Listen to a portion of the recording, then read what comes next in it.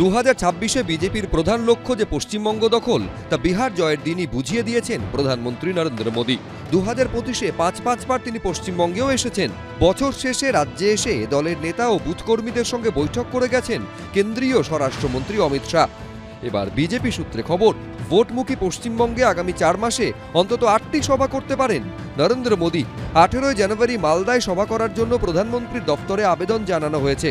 পিএমওর তরফে সবুজ সংকেত মিললেই প্রস্তুতি শুরু হয়ে যাবে। পাশাপাশি চলতি মাসে পশ্চিমবঙ্গে আসার সম্ভাবনা রয়েছে বিজেপির সর্বভারতীয় সভাপতি জগৎ প্রকাশ নাড্ডারও।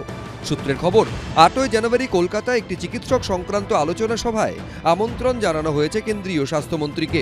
সূত্রের খবর, তখনই জেপি নাড্ডাকে রাজ্য বিজেপি নেতৃত্বের সঙ্গে বৈঠকের জন্যও আবেদন জানিয়েছেন বিজেপির রাজ্য সভাপতি শ্রমিক ভট্টাচার্য। বৃহস্পতিবার দিল্লি গিয়েছেন তিনি। সূত্রের খবর, এই নিয়ে সরাসরি কথাও বলতে পারেন তিনি। পশ্চিমবঙ্গের স্বাস্থ্য অবস্থা এতই বেহাল অবস্থায় চলে গেছে, মরণাপন্ন স্বাস্থ্য দপ্তর এখানে। তাই এই বেহাল স্বাস্থ্য ব্যবস্থার হাল ফেরাতেই আমার মনে হয় কেন্দ্রীয় স্বাস্থ্যমন্ত্রীর দরকার। আমরা পশ্চিমবঙ্গের বেহাল স্বাস্থ্য দপ্তর, স্বাস্থ্য অবস্থার একটা প্রেক্ষাপট, চরিত্র আমরা তুলে ধরবো জেপি নাড্ডাজির আগে সামনে, যাতে উনি এটার কোনো সুরাহা করতে পারেন, পশ্চিমবঙ্গকে বাঁচাতে পারেন এই বেহাল স্বাস্থ্য ব্যবস্থা থেকে। ভোট আসছে মানে কি?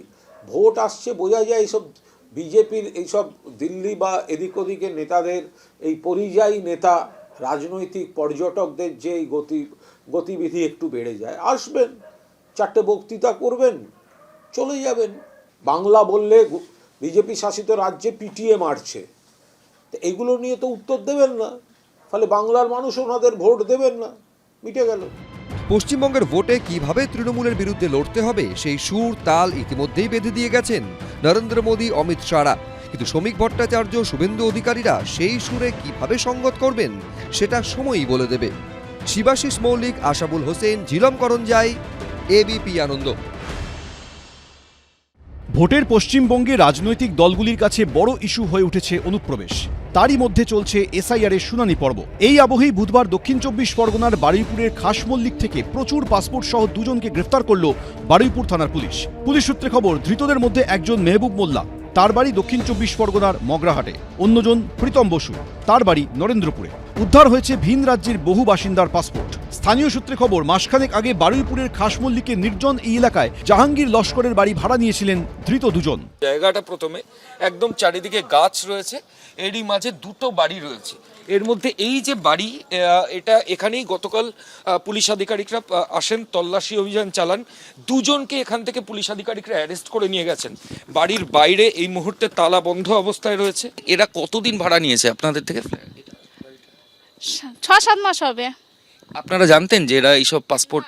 না না না, আমরা এই বিষয়ে কিছু জানতাম না। স্থানীয়দের দাবি, নির্জন এলাকা হওয়ার সুবাদে অনেকেরই যাতায়াত ছিল ওই বাড়িতে। আমরা জানতে পারিনি কোনো সময় যে ও এরকম ভাবে কোনো কাজ করে। বাইরের লোক তো প্রায় আসতো, প্রায় মেয়েরা ঢুকতো, ছেলেরা ঢুকতো। আমরা জানি যে উনি কোনো ভালো কাজ করে। এবার ফোনে সারাক্ষণ কথা বলতো, কন্টিনিউয়াস। নিয়েছিল একজন ভাড়া আলটিমেটলি, এবার থাকতো 3-4 জন। কিভাবে 2 জনের হাতে এলো ভিন রাজ্যের বাসিন্দাদের পাসপোর্ট? পাসপোর্টগুলি আসল না নকল? এই চক্রে আর কে বা কারা জড়িত? সম্ভবত প্রতারণার জন্য, বিদেশে পাঠানোর জন্য, ভিসা করে দেওয়ার জন্য, বিদেশে চাকরির জন্য, এরকমই বিভিন্ন টোপ দিয়ে পাসপোর্ট নিয়ে আসা হতে পারে। তবে এখনই সেই কারণ হয়েছে কিনা সেটা তদন্তকারী আধিকারিকরা পুরোপুরি স্পষ্ট করছেন না। এসআইআর কতটা উপকার করছে এটাই তার একদম জ্বলন্ত দৃষ্টান্ত, যে জাল সমস্ত পাসপোর্ট করনেওয়ালা, পরিচয়পত্র করনেওয়ালা, তাদেরকে এখন গ্রেপ্তার হচ্ছে। আর নইলে তারা মালপত্র সমেত তারা সমস্ত কিছু ফেলে দিচ্ছে। সোর্সের মধ্যে ভূত রয়েছে, অমিত শাহের দপ্তরের মধ্যে ভূত রয়েছে, বিদেশ মন্ত্রকের মধ্যে ভূত রয়েছে। সেই ভূত কারা আইডেন্টিফাই করা হোক, নইলে তো বুঝতে হবে যে এদেশে এসে অন্য দেশ থেকে এসে বহিরাগতদের পাসপোর্ট দেওয়ার পিছনে একটা চক্রান্ত চলছে, চক্র চলছে, এবং যেই চক্র এন্ডোর্স বাই ভারত সরকার। ভারত সরকার মানে অমিত শাহ, নরেন্দ্র মোদী ইজ অ্যান্সারেবল। এদিন ধৃতদের বারুইপুর মহকুমা আদালতে তোলা হলে 4 দিনের পুলিশ হেফাজতের নির্দেশ দেন বিচারক। ময়ূর ঠাকুর চক্রবর্তী, রঞ্জিত হালদার, মুন্না আগরওয়াল, এবিপি আনন্দ। এবিপি আনন্দ, এগিয়ে থাকে, এগিয়ে রাখে।